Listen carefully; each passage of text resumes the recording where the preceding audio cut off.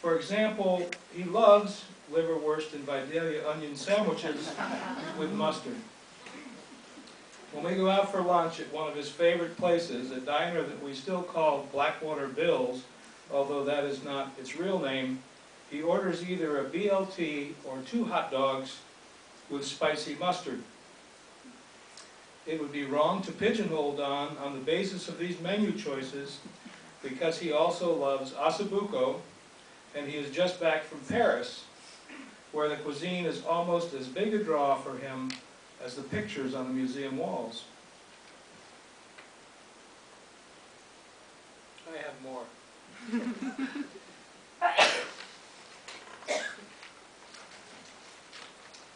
While food may seem remote from poetry and from Don's new book, it really is not.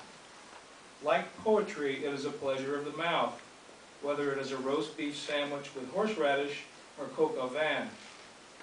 Don is still the poet who wrote Eating the Pig, and the one who, with Jane Kenyon in 1975, found an ancient, oh-so-sweet jar of maple syrup in the barn at Eagle Pond Farm. Of course, that happened in a poem, which means you shouldn't necessarily believe it, just as you should know that Don's grandparents never really called their place Eagle Pond Farm. Food is particularly relevant to this latest book, Don's last poetry collection, he says. For a long time, its working title was, in fact, Meatloaf. I think the editor at Houghton Mifflin nixed the title because it reminded him of a 5-and-dime lunch counter. The poem by that title in the book is not 5-and-dime. It is a highbrow poem and in its way quite humorous.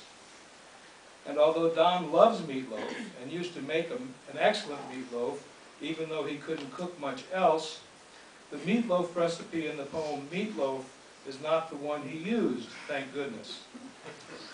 The recipe in the poem is surreal.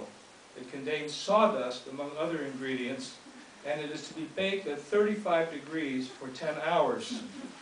But gosh, how it works in the poem. Let me just add that Don's editor was probably right. The Back Chamber is a better title for this wonderful new book by my friend and our neighbor, Donald Hall. Please give him a hearty welcome.